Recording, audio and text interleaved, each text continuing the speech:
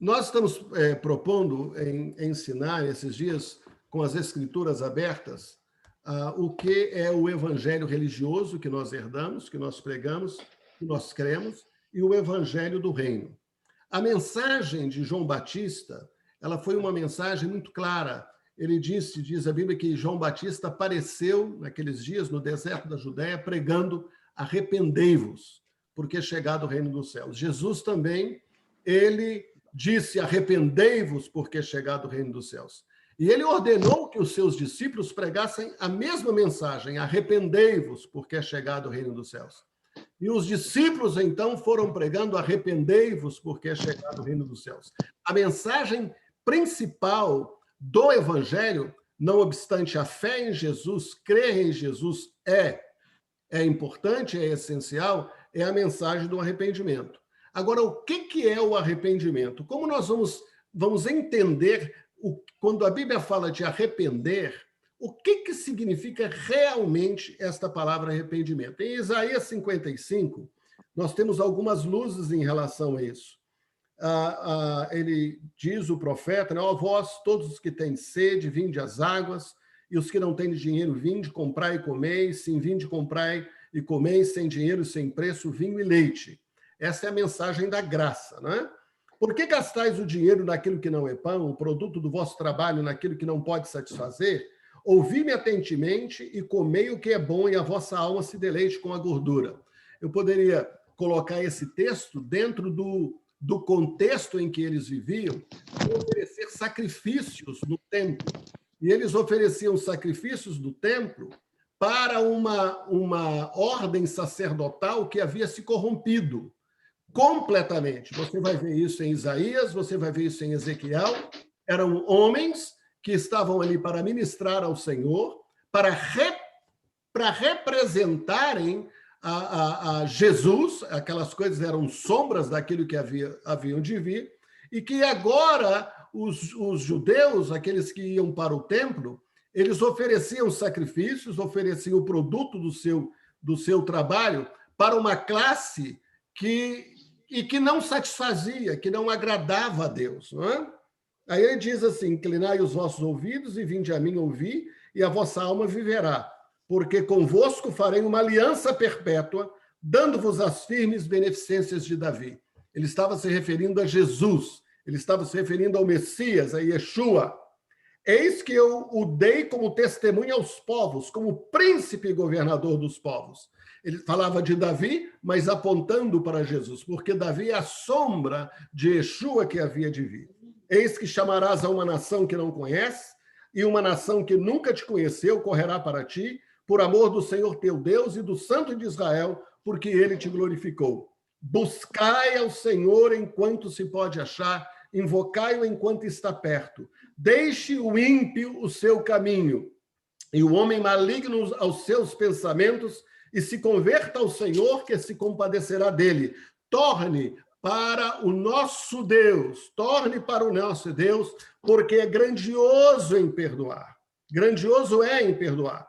Aí vem o que nós queremos frisar. Porque os meus pensamentos não são os vossos pensamentos, nem os vossos caminhos, os meus caminhos, diz o Senhor. Arrependei-vos. Por quê? Arrepender é mudar de pensamento. Não é mudar da maneira como você entende as coisas. Você muda, tem que haver uma mudança no seu entendimento. Você praticava todos esses anos sacrifícios, seu pai fazia isso, seu avô fazia isso, seu bisavô fazia isso. Nós temos que ir para o templo, chega na época da Páscoa, nós temos que ir no dia do Yom Kippur. Você vai oferecendo ano após ano, aquilo que eu dizia. Eles continuavam fazendo em busca do Deus que já havia se retirado, a Shekinah. Deus que estava no Santo dos Santos, ele havia já se retirado. E eles estavam lá na Galileia, os judeus, indo em direção a Jerusalém para adorar a Deus. Passava na frente da carpintaria de um homem chamado Yeshua, e Yeshua é o Deus que se fez carne e habitou entre nós, é o Deus presente. Eles passavam na frente da carpintaria dele. Olá, Yeshua, bom dia. Bom dia, Yeshua. Boa tarde, Yeshua. Aonde vocês estão indo? Ah, nós estamos indo adorar a Deus em Jerusalém, lá no templo. E Yeshua ouvia, sorria, e eles continuavam, e Yeshua continuava ali, fazendo o seu trabalho de carpintaria. Meu Deus, eles não entenderam. Eles não viram Jesus, eles não viram Yeshua, eles não viram Deus. Eles não viram. Eles continuavam, ano após ano, mês após mês, sempre em direção a Jerusalém para adorar o Deus que já tinha saído lá do templo e estava lá na carpintaria de seu pai, na carpintaria dele depois, não é? Ali na cidade de Nazaré. Os meus pensamentos não são os vossos pensamentos. É preciso arrepender, mudar os nossos pensamentos, porque isso que nós cremos, isso que nós falamos, isso que nós aprendemos, isso que nós estudamos na teologia, isso que nos ensinaram, você tem que mudar de pensamento. Você tem que descobrir a revelação do Evangelho, a revelação de Jesus, o que realmente a Bíblia ensina. E é preciso fazer um esforço enorme para arrancar todas estas coisas pesadas que nos prenderam, que não satisfazem, que deixa a gente não sente, às vezes, nem a presença de Deus. Quando a gente ouve as pregações, são pregações vazias, são pregações de conhecimento. Você, semana após semana, domingo após domingo, e agora com o advento do celular, você ouve mensagem de todo tipo, de tudo quanto é lugar. Você pode escolher, aí na pandemia, os crentes puderam escolher quem que eles iam ouvir, não é? Quem que eles iam assistir no domingo. Então, ele ouvia a pregação das 8, a pregação das 10, a pregação de meio-dia, a pregação das 2, e continua do mesmo jeito. Por quê? Porque os meus pensamentos não são os vossos pensamentos. Arrepender tem a ver com mudança de conceito, tem a ver com mudança de pensamento, de entendimento, de compreensão, de intelecção, de prática, que vai trazer uma transformação, uma mudança na sua vida. Eu falei isso para o Carlinhos Félix quando ele compôs aquela canção, né? Quero voltar ao início de tudo, quero rever meus conceitos, quero rever meus conceitos, eu quero voltar ao primeiro amor. Voltar ao primeiro amor não significa voltar ao Jesus que você encontrou na infância, pode não ser. Voltar ao primeiro amor não significa que você voltar ao dia que você se converteu, que você decidiu-se a seguir a Jesus. Voltar ao primeiro amor é voltar para Jesus. Eu ouço muitas pessoas dizendo, nós temos que voltar à igreja primitiva. Nós não temos que voltar à igreja primitiva coisa nenhuma. Tem outros que dizem que nós vamos voltar ao Éden. Nós não temos que voltar ao Éden. Nós não temos que voltar ao paraíso. Nós temos que voltar totalmente para Deus, para Jesus, antes da criação do mundo. Antes da criação do mundo. Antes que ele tivesse feito qualquer coisa. É para ali que nós temos que voltar. Esse Deus,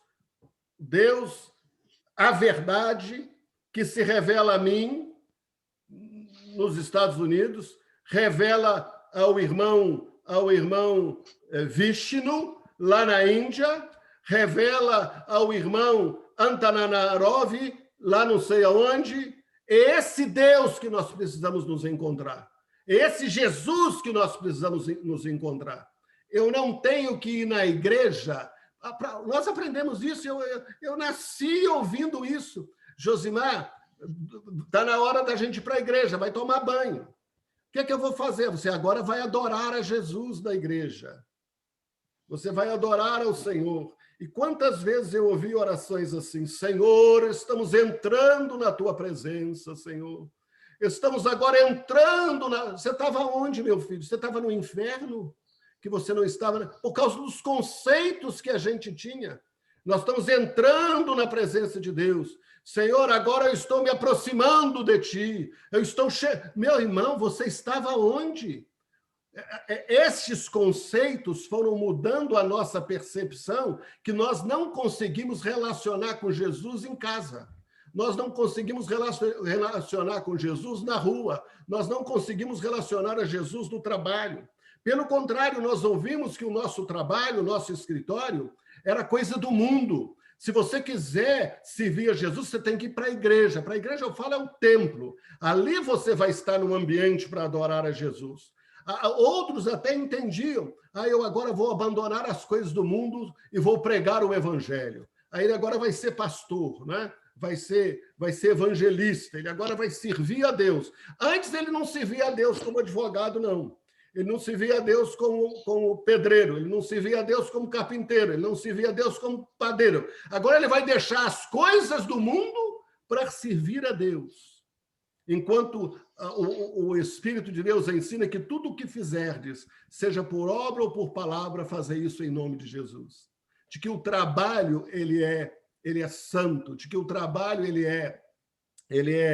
é tão ungido, o pastor é tão ungido quanto o carpinteiro, o pedreiro, o médico que conhece a Jesus é tão ungido quanto aquele, mas a gente tinha na mente de que o pastor ou o altar, eu já vi isso em muitas igrejas, o menino subia no altar, não podia subir no altar, ali onde está o púlpito, né? Ali é o altar, né? Eu já vi pastores colocando o menino, não, tira o menino daqui que isso aqui é um lugar santo, não é? Tira o menino daqui que isso aqui não pode subir. Então, essa ideia pagã, esta ideia ímpia, essa ideia perversa, fez com que nós mantivéssemos a nossa mente sem entender de que os pensamentos de Deus não são os nossos pensamentos. Qual é o pensamento de Yeshua? Qual é o pensamento de Elohim? Qual é o pensamento de Hashem? Ele estava no templo, agora ele está lá na sua carpintaria, ele está lá na franchise da sua empresa, Jacques, ele está lá em tudo quanto você faz, você pode se relacionar com o Senhor. Porque assim como os céus são mais altos do que a terra, assim são os meus caminhos mais altos do que os vossos caminhos. E os meus pensamentos mais altos do que os vossos pensamentos. Porque assim como desce a chuva e a neve dos céus e para lá não torna, mas rega a terra e a faz produzir e a brotar e dá semente ao semeador e pão ao que come, assim será a palavra que sair da minha boca. Ela não voltará para mim vazia, antes fará o que me apraz e prosperará naquilo que a enviei. O Brasil tem, vou dar um exemplo aqui, eu vou usar a calculadora, 30 mil igrejas, 30 mil portas abertas, 30 mil pregadores. Será que tem 50 mil pregadores que pregam um sermão por domingo? São 18 milhões e 250 mil sermões e o Brasil ainda não foi transformado. 18 milhões de sermões são pregados por ano e o Brasil continua o mesmo. E as pessoas continuam as mesmas. Claro, há um remanescente poderoso que já ouviu a mensagem do Evangelho e já foi transformado. Mas por quê? Porque a palavra de Deus, que sai da boca de Deus, Jesus Cristo, a palavra, a verdade, ele transforma. É isso que eu questionava, por que na minha igreja, quando eu falo minha igreja, estou me referindo ao templo que eu era pastor, aquela porta que eu abri lá e chamei de igreja e coloquei um título. Por que as pessoas ali continuavam brigando umas com as outras? Por que elas traíam umas às outras? Por que era uma confusão? Meu irmão, quando às vezes tinha reunião, era uma bagunça. Por quê? Porque não conhecem o Evangelho de nosso Senhor Jesus Cristo. Porque se conhecesse o Evangelho de nosso Senhor Jesus Cristo e experimentasse o arrependimento, a conversão verdadeira, experimentasse a conversão verdadeira, eles teriam tido outro tipo de experiência. Eles teriam outro tipo de comportamento. Assim será a palavra que sair da minha boca. Ela não voltará para mim vazia, antes fará o que me apraz e prosperará naquilo para que eu enviei. Porque os meus pensamentos, diz o Senhor, não são os vossos pensamentos. Eu quero conhecer os pensamentos que estão em Deus. O que Deus está pensando? O que Deus está pensando? O que ele está pensando de mim? Há uma discussão aí esses dias de um ator, parece, aí no Brasil, que faleceu, que era homossexual, e eu vi algumas pessoas comentando, passou por mim, chamou atenção rapidamente, né, que esse homem ele foi condenado pelo Covid porque ele era homossexual. Interessante. E essa pastorada toda que morreu aí de Covid, hein? Como é que faz, hein? Será que eles eram e não tinham saído do armário, como dizem? Será isso? Meu Deus, quanta tolice, quanta coisa terrível. Hoje, eu conversando com o irmão, eu tentei provocar a conversa com ele, mas não teve jeito, ele pulou fora. Ele falou assim, tem que orar para o irmão fulano, porque ele está com Covid e está com... Eu falei assim, mas nós oramos pelo pai dele e o pai dele morreu, por que eu tenho que orar por ele? Por que eu tenho que orar?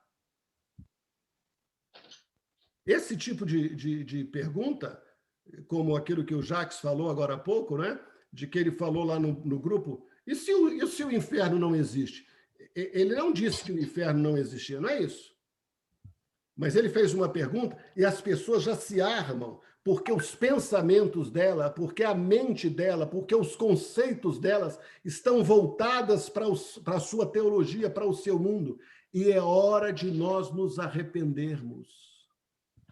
É hora de nos arrependermos. Eu não estou dizendo que você não deve orar. Eu vivo pedindo oração aí por mim, pela minha esposa, não é isso. Nós podemos pensar, irmãos. Nós podemos questionar aquilo que nós aprendemos. Eu falei isso tudo só para chegar a essa conclusão. Nós precisamos questionar aquilo que nós aprendemos. Nós precisamos pegar todos os nossos livros de teologia, seja lá escrito pelo judeu, ou pelo... Não sei, todos esses livros vocês podem questionar. Inclusive a pregação e o ensino que eu estou fazendo agora, vocês podem questionar. E devem questionar. E devem conferir para saber se é assim mesmo que está nas Escrituras. Tem que questionar. Você tem que questionar tudo que você aprendeu. Essa é a minha jornada. Quando eu comecei lá no seminário, 18 anos de idade, querendo aprender, vinha o professor e ensinava 11 interpretações do livro de Apocalipse. 11 interpretações do livro de Apocalipse. Já pensou o que é isso? 11 interpretações do mesmo livro. Aí começar a discutir predestinação, se tem livre-arbítrio, se tem todas essas coisas. E eu era um cabra bobo para discutir essas coisas. E debatia, conversava, e nós discutíamos, e era uma onda toda, até que um dia eu me dei conta e falei assim, meu Deus, tem alguma coisa errada. A Bíblia não pode ensinar tudo isso. Eu ouvia conceitos assim, pessoas falando assim, não, nós temos uma parte da verdade e você tem uma parte da verdade. Então, a verdade que é minha, eu tenho a minha verdade, você já ouviu isso? Você tem a sua verdade. Então, nós temos o direito de interpretar a Bíblia como a gente quer. Tem não, irmãos. Para nossa perdição, sim. Mas o Evangelho não é interpretação bíblica. O Evangelho não é fruto do estudo que eu faço do livro, da palavra. O Evangelho é revelação. Graças te dou, ó Pai, que não revelaste estas coisas aos sábios e entendidos, mas revelaste aos pequeninos.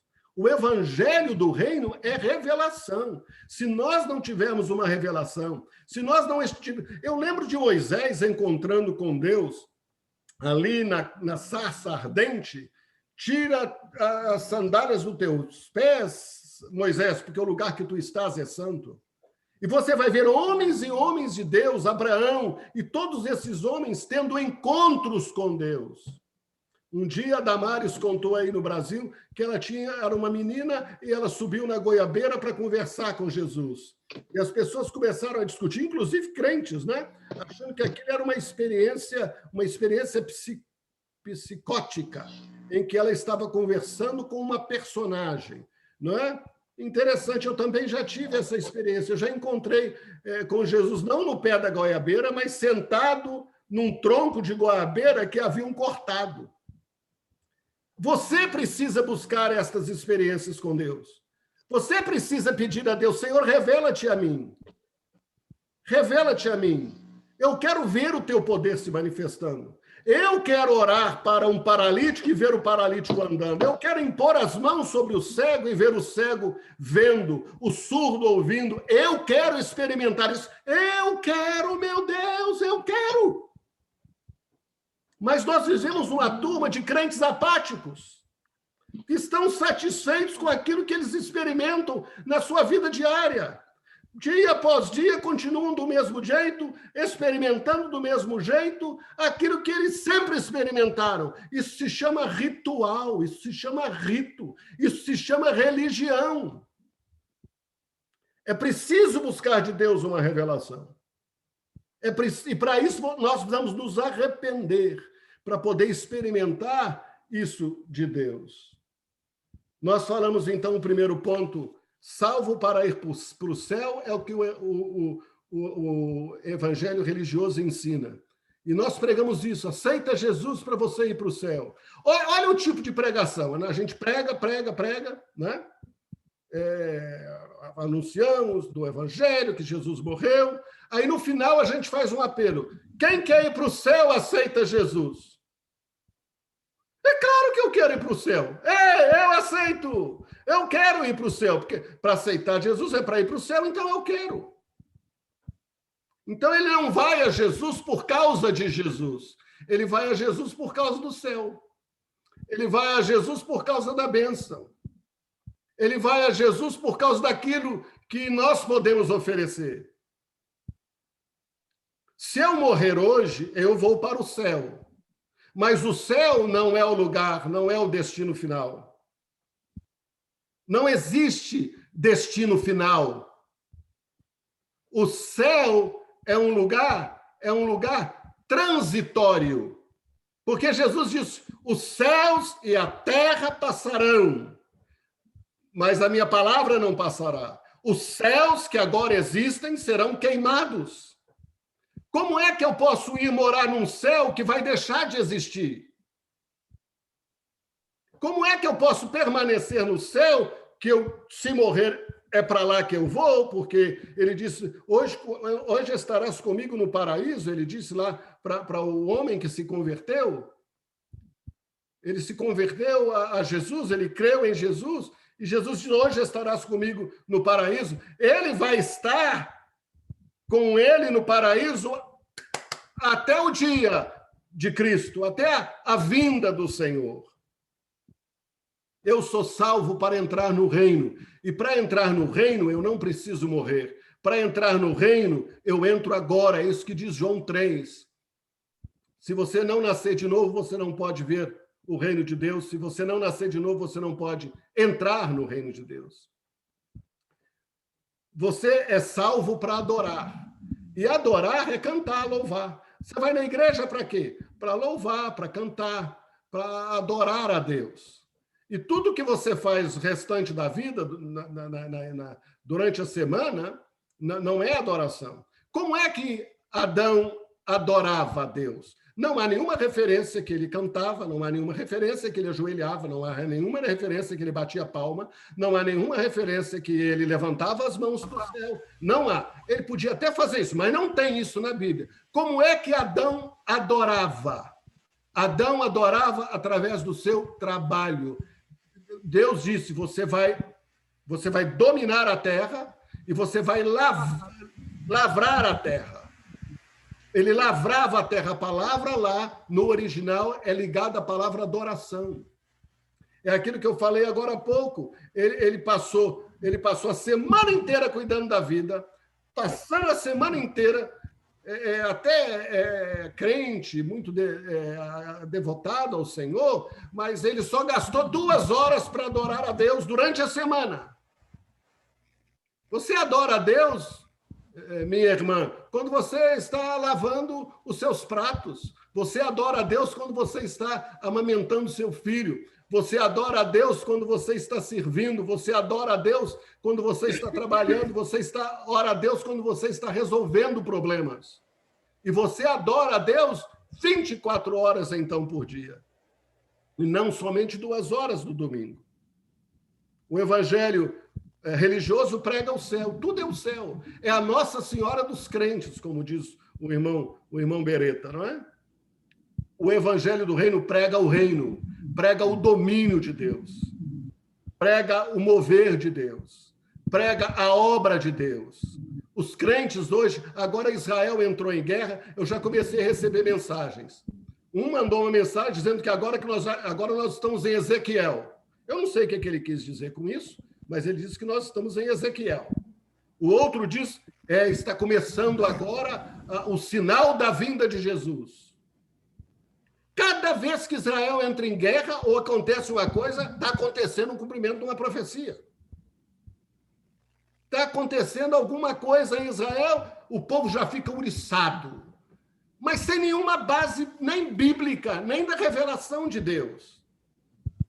O principal, senão o único sinal da vinda do Filho do Homem é o evangelho do reino sendo pregado no mundo inteiro, porque está lá em Mateus capítulo 24, e este evangelho do reino será pregado a todas as gentes, então virá o fim. Tem 3 bilhões de pessoas que não ouviram ainda do evangelho do reino. E os outros 3 bilhões que pensam que ouviram o evangelho do reino, ainda não ouviram o evangelho do reino, continua pregando o evangelho religioso de ir para o céu, de que você é salvo para adorar, e prega o céu daqui, céu dali, e é melhor a gente ir embora, porque a coisa está ficando feia aqui na terra, eu tenho que ser arrebatado, eu tenho que sair fora, porque a coisa está terrível. Ele não entende que ele tem autoridade do reino do Rei Jesus aqui e agora. Que uma criança de 2, 3 anos de idade, no nome de Jesus, se Satanás em pessoa aparecer para ela,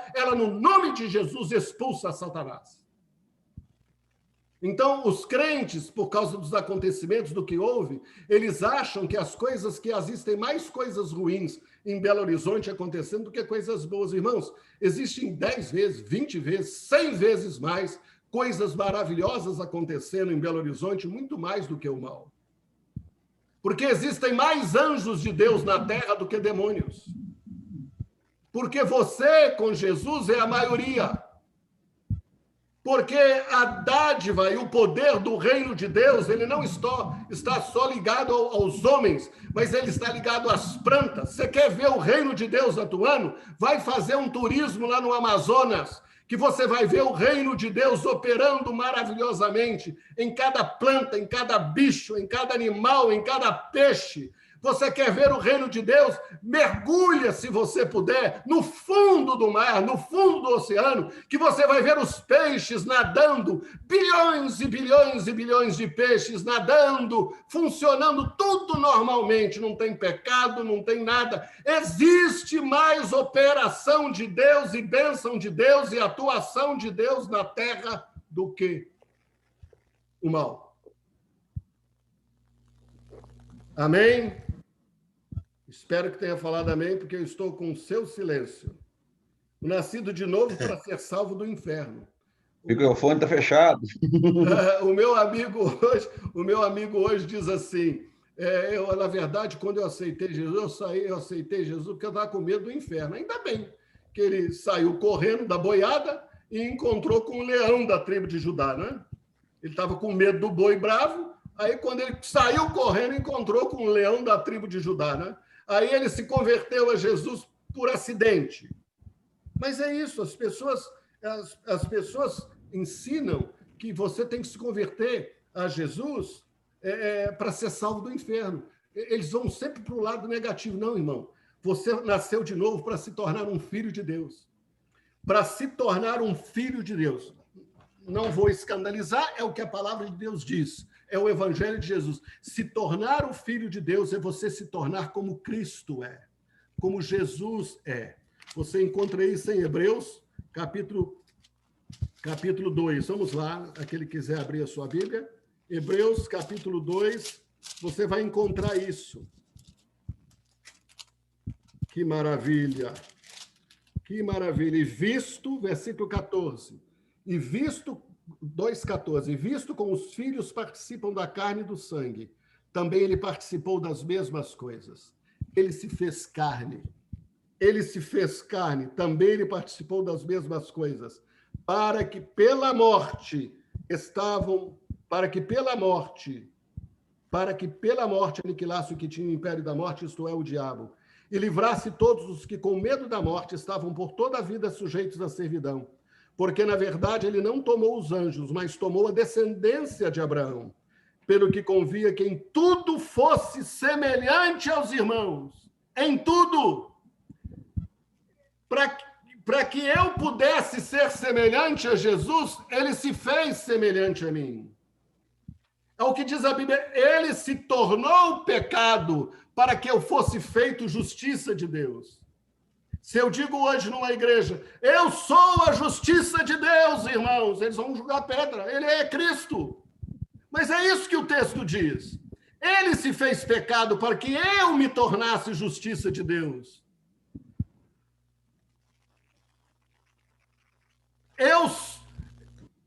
Jesus é o meu pecado e eu sou a justiça de Jesus.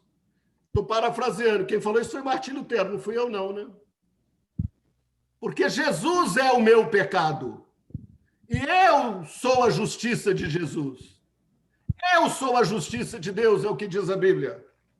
Para que convinha que em tudo fosse semelhante aos irmãos, para ser misericordioso e fiel, sumo sacerdote naquilo que é de Deus, para expiar os pecados do povo.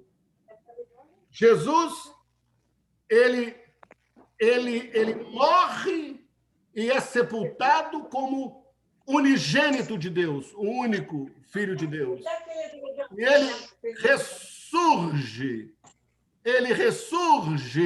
ele é ressurreto como primogênito, porque ele traz para si muitos filhos em glória. Olha só o que diz Isaías 53. Todavia, ao Senhor agradou moê-lo, fazendo-o enfermar. Quanto a sua alma, se puder por expiação dos pecados, verá sua prosperidade, prolongará os dias e o bom prazer do Senhor prosperará na sua mão. O trabalho da sua alma ele verá e ficará satisfeito. Com o seu conhecimento, o meu servo justificará muitos, porque as iniquidades deles levará sobre si. Pelo que lhe darei a parte de muitos, e com os poderosos repartirá ele o despojo, porquanto derramou a sua alma na morte, foi contado com os transgressores, mas ele levou sobre si o pecado de muitos, e pelos transgressores intercede. Quando ele morre, ele morreu pela alegria que lhe estava proposta. Hebreus capítulo 12, pela alegria que lhe... Qual era a alegria que lhe estava proposta? É que ele ia ressuscitar dos mortos? Não, ele não pensava nele. A alegria que lhe estava proposta é que ele teria uma família de milhões e bilhões de filhos e filhas semelhantes a ele. Ele morre unigênito, só ele era igual ao Pai, só ele era perfeito igual ao Pai, só ele era santo igual ao Pai, só ele era justo igual ao Pai. Mas agora, quando ele ressuscita, ele levanta com milhões e milhões e milhões de filhos e filhas santos igual ao Pai, puros igual ao Pai, perfeitos igual ao Pai. Oh, meu Deus, que mensagem tremenda! Eu e você somos filhos iguais a Jesus. É isso que diz 1 João 3. Quem tem essa esperança, purifica-se a si mesmo. Que esperança é essa? 1 João capítulo 3, 1. De sermos como ele é, e de fato nós o somos. 1 João capítulo 4, porque assim como Deus é, nós somos. Como Deus é, nós somos iguais a Deus.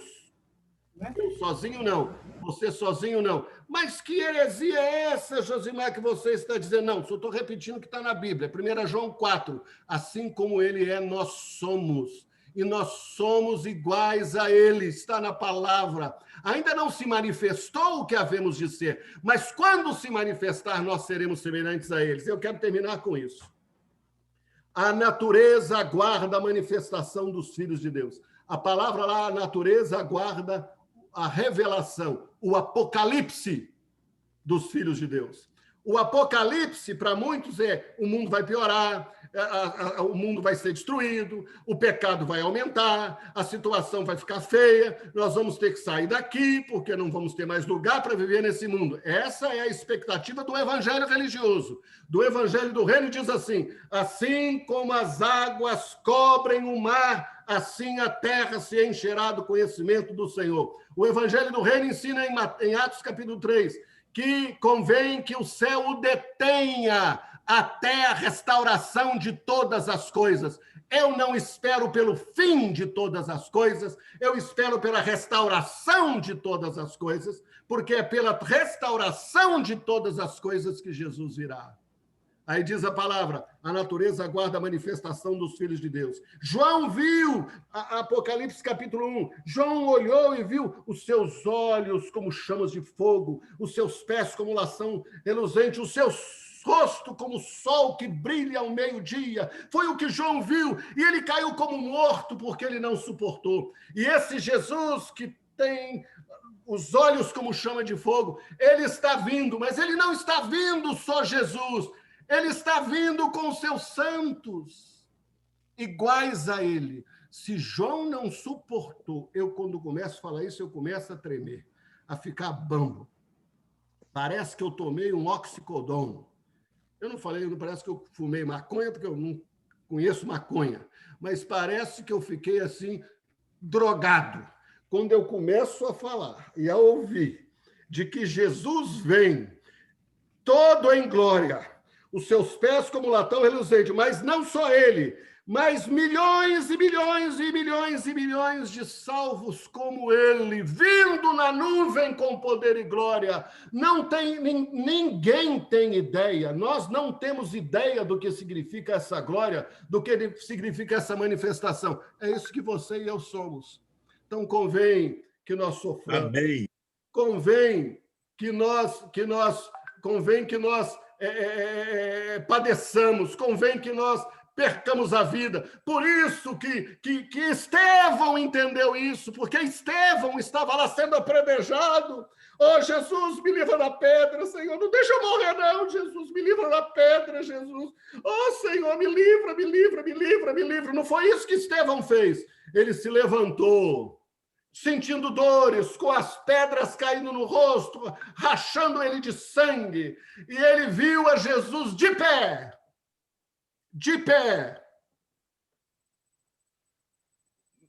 diante do trono.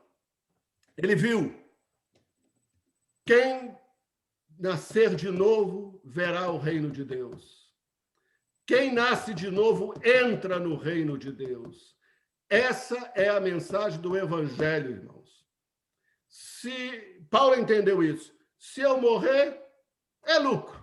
Se eu viver, é ganho. Morrendo ou vivendo, eu sou do Senhor. Amém? Amém.